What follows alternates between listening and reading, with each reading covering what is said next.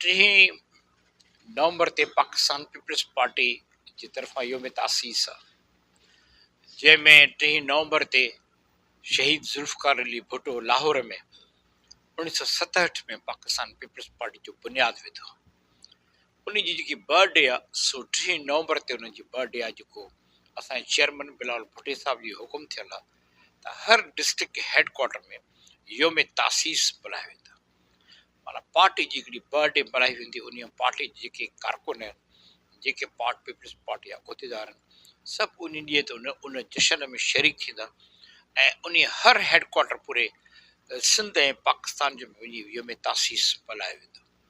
ऐं उन मौक़े ते असांजो चेयरमैन जनाब जुल्फ़कार, असांजो चेयरमैन जनाब बिलावल भुट्टो साहब जन बि ऑन एयर ऑनलाइन सभिनी खे ख़िताब कंदा, सभिनी जेके पीपल्स पार्टी जा जेके कारकुन आहिनि, जेके असांजा पार्टी जा उहिदेदार आहिनि, सभिनी खे ख़िताब कंदा।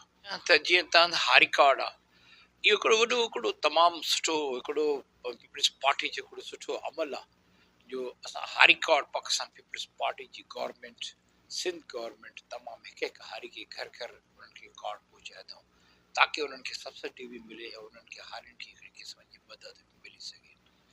महांगाई त आहे, महांगाई पूरी दुनिया में महांगाई थी वई आहे। तव्हां पेट्रोल ॾिसो, तव्हां ॿियूं शइ ॾिसो, पूरी दुनिया जे हिसाब ते, डॉलर जे हिसाब ते पूरी दुनिया में जेकी महांगाई आहे, उन महांगाई से पाकिस्तान असां बि सफ़र था कयूं।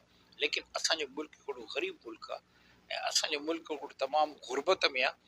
गवर्नमेंट कोशिशि करे थी त असां ग़रीबनि खे काथे अकोमोडेट कयूं, ग़रीबनि जी हर हाल में हर तरह जी असां मदद कयूं, ऐं पीपल्स पार्टी इन में कोशिशि आहे।